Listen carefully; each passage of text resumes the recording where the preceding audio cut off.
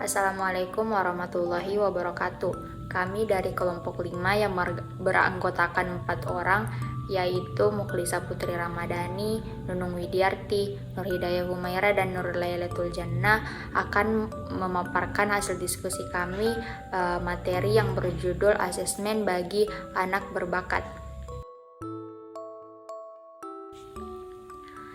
Definisi asesmen dalam anak berbakat dan keterbakatan. Kata asesmen berasal dari bahasa Inggris yaitu assessment, yang secara harfiah berarti penafsiran atau penilaian. Sejalan dengan konsep tersebut, maka asesmen dapat diartikan sebagai sebuah penilaian atau penafsiran kemampuan yang dimiliki oleh anak, sehingga hasil asesmen dapat digunakan untuk menafsirkan bantuan yang diperlukan oleh anak tersebut. Selanjutnya, asesmen menurut beberapa para ahli.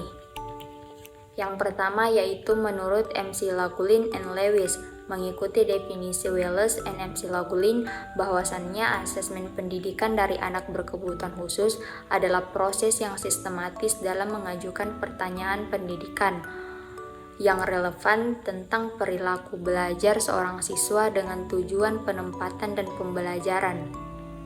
Dengan ini, berarti asesmen digunakan untuk menempatkan anak pada pendidikan yang sesuai dengan kemampuan dan kebutuhan, misalnya dalam anak berbakat. Selanjutnya, definisi asesmen menurut Lerner dalam Juju Sondari mendefinisikan bahwa asesmen merupakan suatu proses pengumpulan informasi tentang seorang siswa yang digunakan untuk membuat pertimbangan dan keputusan yang berhubungan dengan pembelajaran siswa tersebut. Definisi yang ketiga dari Dedi Kustawan. Beliau mendefinisikan bahwasannya asesmen adalah proses pengumpulan informasi tentang perkembangan peserta didik dengan mempergunakan alat dan teknik yang sesuai dengan program pendidikan anak. Selanjutnya, tujuan dari asesmen anak berbakat dan keterbakatan. Adapun tujuan dari asesmen anak berbakat yaitu yang pertama, untuk memperoleh informasi yang akan digunakan sebagai bahan pertimbangan dalam menyusun program pembelajaran bagi anak berkebutuhan khusus dalam konteks anak berbakat dan keterbakatan. Selanjutnya, untuk memperoleh data yang relevan, objektif, akurat, dan komprehensif tentang anak berkebutuhan khusus, khususnya anak berbakat dan keterbakatan. Tujuan selanjutnya untuk mengetahui profil anak secara utuh. Dan yang terakhir, menentukan layanan yang dibutuhkan dalam rangka menentukan kebutuhan-kebutuhan khususnya dan memonitori kemajuannya. Fungsi asesmen dalam anak berbakat dan keberbakatan. Dalam suatu kegiatan belajar mengajar, asesmen atau penilaian ini memiliki peranan yang sangat penting.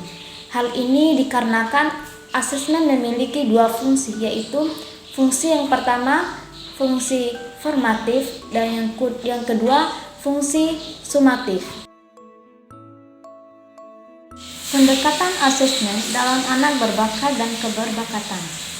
Umumnya dalam keberbakatan dan berbakat menggunakan dua pendekatan asesmen, yaitu yang pertama pendekatan pada performance atau non-tulis, dan yang kedua pendekatan portofolio atau tulisan. Adapun hal-hal yang harus diperhatikan dalam pelaksanaan asesmen yaitu yang pertama, kapan asesmen dilakukan, selanjutnya di mana asesmen akan dilakukan, dan yang terakhir bagaimana asesmen dilakukan.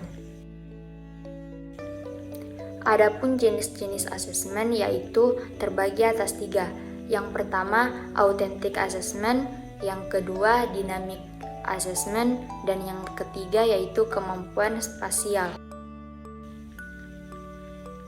Dalam melakukan asesmen, ada beberapa teknik atau cara yang digunakan, yaitu yang pertama, menggunakan tes dalam pelaksanaan berupa formal dan informal. Kemudian, menggunakan non-tes yaitu berupa observasi, kuesioner, wawancara, rating scale, menurut riwayat hidup, atau sebuah kasus. Baiklah, itulah tadi pemaparan materi hasil diskusi dari kelompok 5. Terima kasih atas perhatiannya. Wassalamualaikum warahmatullahi wabarakatuh.